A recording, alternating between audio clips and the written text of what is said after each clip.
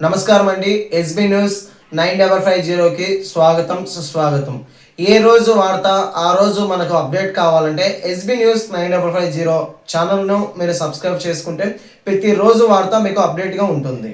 మనం చదివిన కడవరి కాలం ముందు ఉన్న రక్షణ, మన వరకు వేచున్న రక్షణ అని. ఆ రక్షణ ఏంటంటే, మూడో రక్షణ ఏంటంటే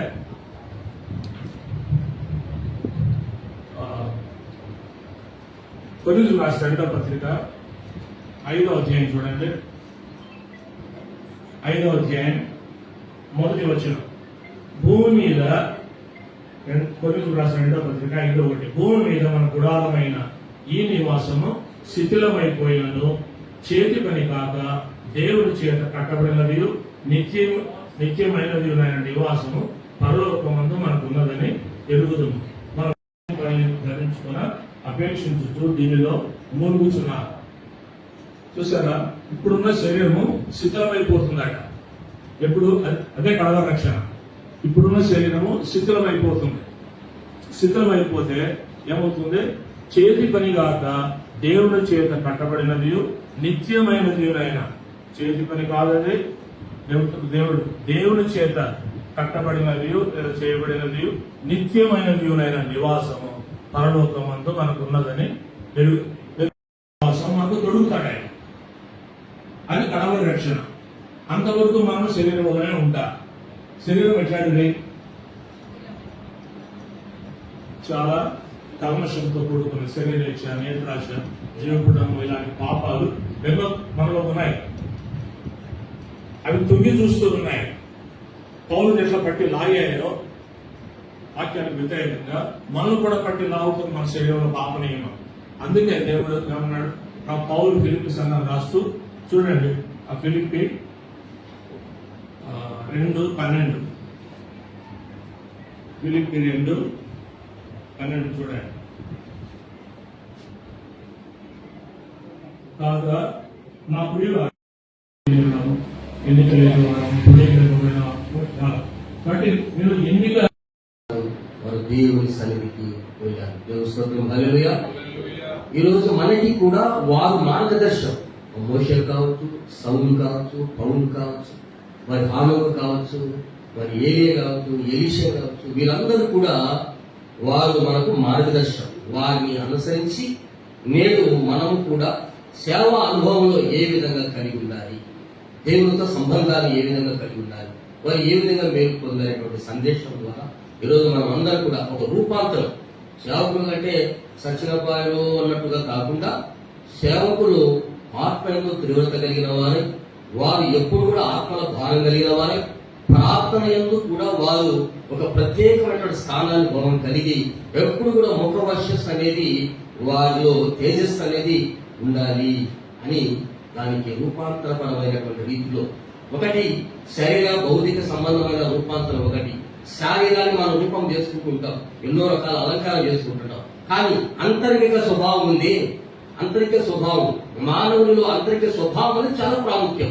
లోపల నుండి వచ్చేది ఎదుగు వారి అపవిత్రపరచును అని బైబిల్ చదివిస్తుంది. కాబట్టి గొప్ప వరం మీకు.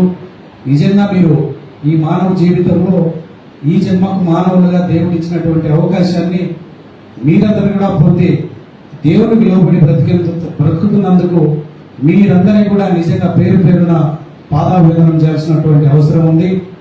మరి నాడు ప్రపంచవ్యాప్తంగా అనేకమైనటువంటి పెద్ద పెద్ద సంస్థలు,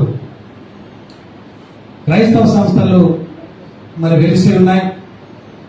మీకు ఆర్థిక ఇబ్బందులు భరిస్తూ, కొంత ఆకలి బాధలను భరిస్తూ దేవుని పరమార్థాన్ని, దేవుని సత్యాన్ని గ్రహించి మీరు చేస్తున్నటువంటి సేవ, మేమందరం కూడా యావత్ జాతి కూడా నిజంగా మీకు దాసులుగా కావాల్సినటువంటి అవసరం ఉంది.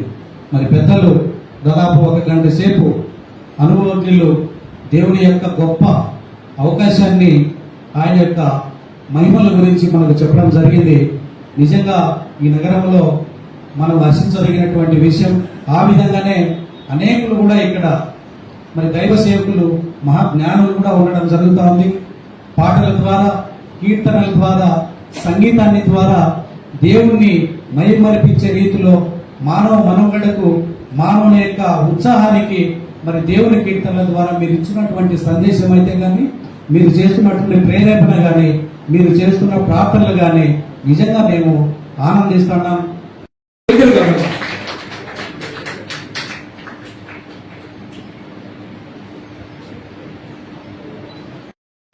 మీడియా మిత్రులకు నమస్కారములు. ఈరోజు కడప జిల్లా మరి ఆల్ ఇండియా పాస్టర్ ఫెడరేషన్ సర్వసభ్య సమావేశం జరిగింది. నా పేరు మల్లె విజయభాస్కర్. నేను all India pastor federation Kadapa జిల్లా అధ్యక్షులుగా పనిచేస్తున్నాను. అలాగే స్టేట్ జాయింట్ సెక్రటరీగా పనిచేస్తూ ఉన్నాను. ఈరోజు మరి జిల్లా వ్యాప్తంగా మండల నగర కమిటీలందరినీ కూడా ఆయా అధ్యక్షులను, సెక్రటరీలను, కార్యదర్శులను, సభ్యులను అందరినీ కూడా పిలిపించి ఈ సమావేశం నిర్వహించాం.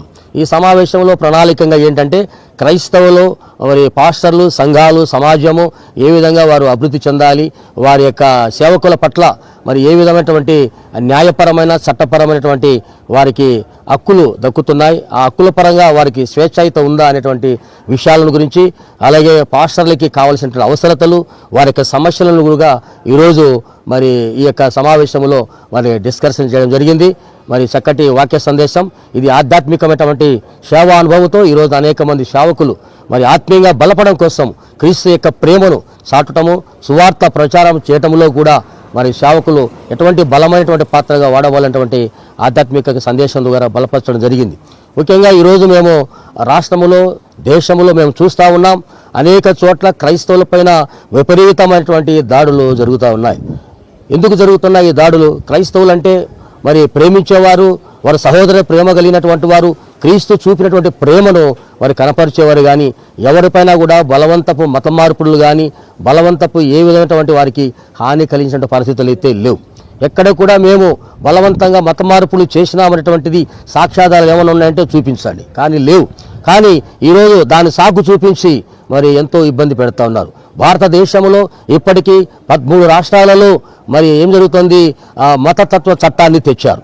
మతతత్వ చట్టం తెచ్చి ఆ చట్టం ద్వారా ప్రయోగించి క్రైస్తవులను నిర్మించాలని, క్రైస్తవులను ఈ దేశంలో నుంచి వారిని వెళ్ళగొట్టాలనేటువంటి ఒక కుట్ర అయితే జరుగుతూ ఉంది. ఇది మేము ఒకటే విన్నవిస్తూ ఉన్నాం. ఆంధ్రప్రదేశ్ రాష్ట్ర ప్రభుత్వానికి, అలాగే కేంద్ర ప్రభుత్వానికి మేము సూచిస్తూ ఉన్నాం. ఏంటంటే క్రైస్తవులు కూడా ఈ దేశంలో ఉన్నటువంటి వారే, వారికి స్వేచ్ఛాయుత రాజ్యాంగం కల్పించినటువంటి హక్కు. కాబట్టి మీరు ఈరోజు మమ్మలను ఈ దేశం విడిచి వెళ్ళిపోండి, మీరు విదేశాలకు సంబంధించినటువంటి వారు అనడం అది కరెక్ట్ కాదని కూడా మేము తెలియజేస్తూ ఉన్నాం. కాబట్టి ఈరోజు కేంద్ర ప్రభుత్వ, రాష్ట్ర ప్రభుత్వానికి మేము విన్నవిస్తూ ఉన్నాం ఏమిటంటే, విజ్ఞప్తి చేస్తున్నాం ఏమిటంటే, క్రైస్తవ పాస్టర్లని మీరు దాడులు ఆపండి, వారి మందిరాలను మీరు మరి కూల్చొద్దండి, వారి మందిరాలకి మీరు ఆటంకం కలిగించవద్దని కూడా నేను మనవి చేస్తున్నాం. కొంతమంది కావాలని అల్లరి మూకలు, కొంతమంది చెలరేగి ఈరోజు సువార్తను అడ్డుకోవడము, అనేక విధాలుగా పర్మిషన్ ఉందా అనడము, మీ ప్రార్థనా మందిరాలకు పర్మిషన్ ఉందా అని చెప్పేసి చాలా ఇబ్బంది పెట్టే పరిస్థితి ఉంది. కాబట్టి రాజ్యాంగం కల్పించినటువంటి స్వేచ్ఛాయుతులని మేము ఆ బిల్డింగ్ని కట్టుకొని ప్రార్థనలు జరుపుకొని చేస్తుంటే ఈరోజు కావాలనే వాంటలిగానే మమ్మల్ని ఇబ్బంది పెడతా ఉన్నారు.